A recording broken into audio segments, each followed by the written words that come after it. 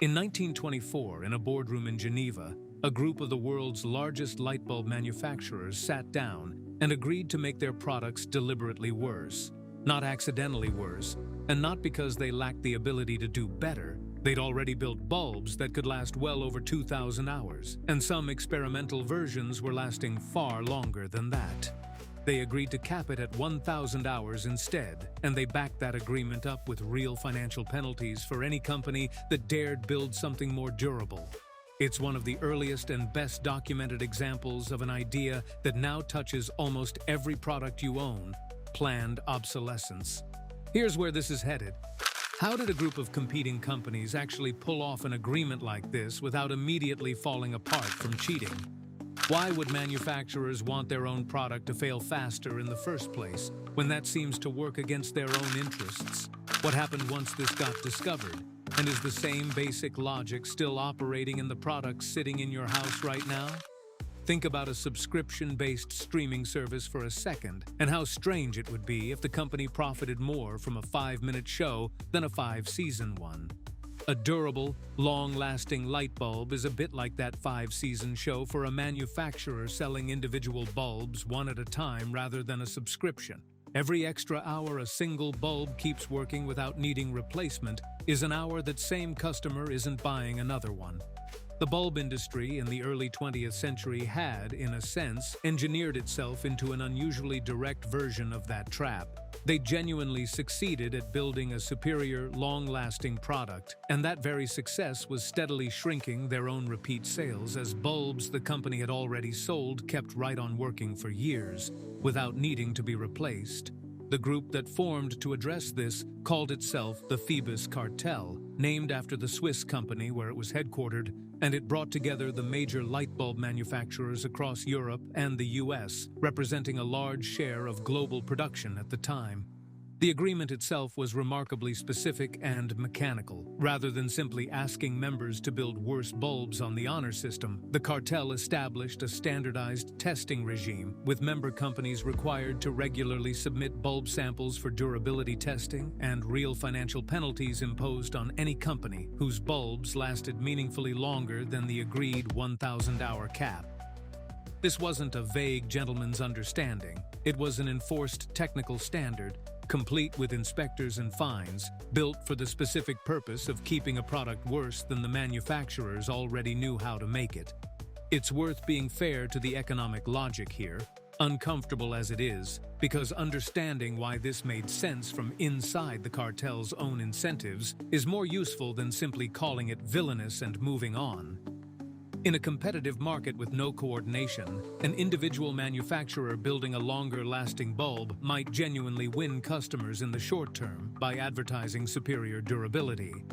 But once every major manufacturer in an industry faces the same long-run problem, a genuinely durable product cannibalizing its own future sales, coordinating collectively on a shorter shared lifespan solves what economists would recognize as a coordination problem. No single company wanted to be the one voluntarily building a shorter-lived bulb, while a rival built a longer-lasting one and captured the loyalty of customers seeking durability.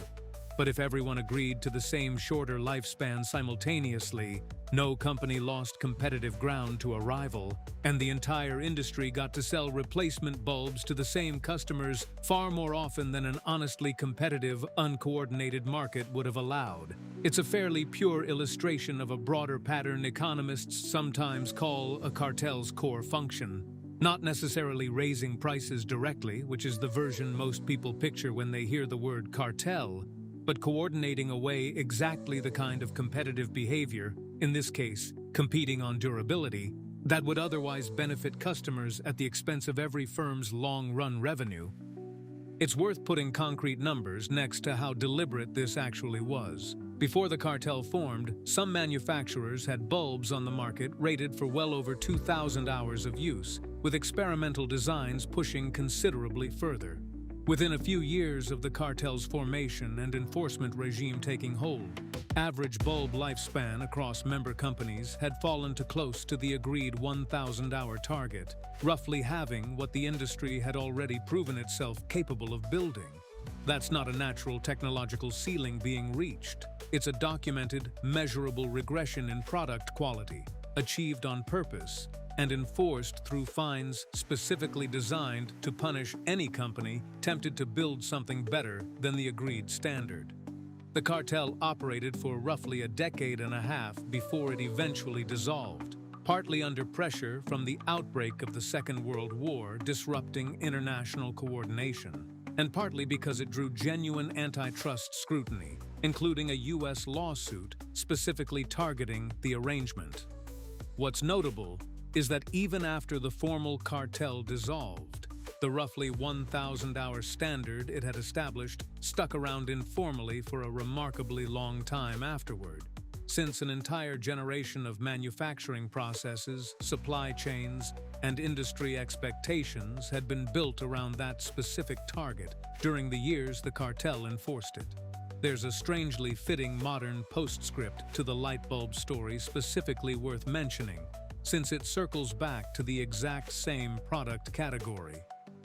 LED bulbs, the dominant lighting technology now, are physically capable of lasting tens of thousands of hours, in principle, potentially decades of ordinary household use from a single bulb. Whether that raw technical potential is actually what shows up on store shelves, given the same repeat sales tension the Phoebus cartel was built to manage without any illegal coordination required this time, is exactly the kind of question this history should make anyone reasonably curious to ask about the products lighting their own home. It's fair to push back on drawing too direct a line from a 1920s lightbulb cartel to every modern product durability complaint, because the comparison can be overextended if it's not handled carefully. Not every product that wears out or gets replaced reflects a deliberate, coordinated conspiracy the way the Phoebus cartel literally was. Sometimes products genuinely improve fast enough that older versions become functionally obsolete on their own, without anyone needing to sabotage anything. And sometimes manufacturing trade-offs between cost, weight, and durability produce shorter lifespans as an honest engineering compromise rather than an intentional scheme.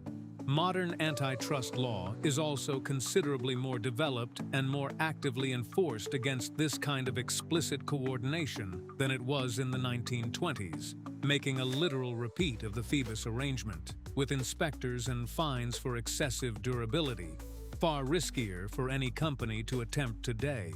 But the softer, individually rational version of the same underlying incentive is harder to dismiss so easily and doesn't require any illegal coordination between competitors to operate. A single company, acting entirely on its own, still faces some version of the same basic tension the lightbulb makers faced collectively. A product that never needs replacing is, from a pure repeat sales standpoint, less profitable over the long run than one that reliably needs replacing every few years. And design choices around repairability, battery replaceability, and component durability all sit somewhere on that same underlying spectrum, whether or not any explicit conspiracy is involved.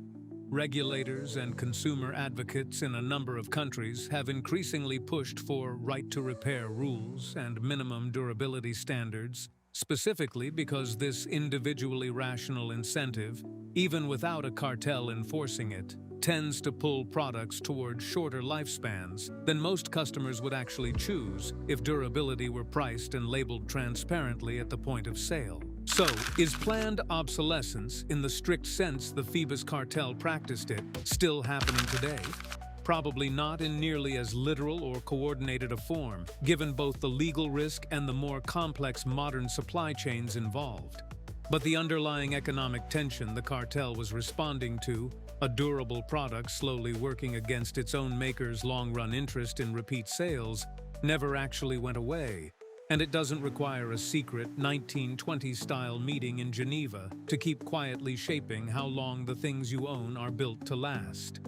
What makes the Phoebus story worth returning to, a century later, isn't really the light bulbs themselves.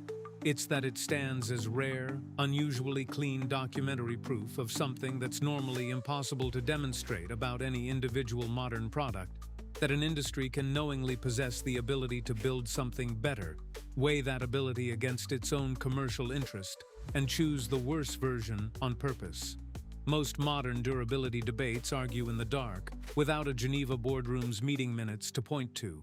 The Phoebus cartel is the one case where the internal logic got written down, agreed to in writing, and enforced with fines, which is exactly why economists and historians keep coming back to it as the founding case study, even 100 years later, for a pattern most people now only ever get to suspect but rarely get to prove.